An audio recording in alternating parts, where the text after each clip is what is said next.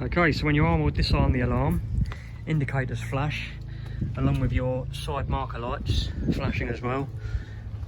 Blue flashing LEDs at the top of each A post, one either side. Red one in the middle with status LED and the emergency override button on it. If I was to wave my arms about inside, set the alarm off, that's the ultrasonic sensors picking up movement. So you've got the indicators flashing, also got the marker lights flashing down the side there. 125 decibel siren. Press the factory remote control. System disarms. Importantly, using the factory remote control, it will only disarm if it can see the driver card. This is your driver card, so this needs to stay on. You know it's on because there's a little red flashing light in there to tell us it's on. Every 3 seconds or so, a little light in there will flash.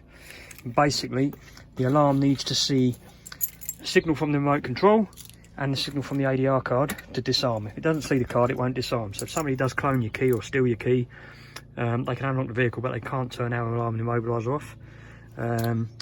So the vehicle remains secure. Inside the dashboard here, got a little emergency override button, little black button here at the bottom, red LED at the top, 2 flashes and a pause there that's giving us. That's telling us the alarm was triggered. That was obviously me with the ultrasonic sensors. If I turn the ignition on, bear with me. Let's do the window up because we've got the fella next door lawn mowing. There we go. So the LED's gone out now because I've turned the ignition off. Turned the ignition on, so it's cancelled out the flash code. But yeah, normal operation. When you get in the vehicle and get out of the vehicle, it's just to push the remote control as normal.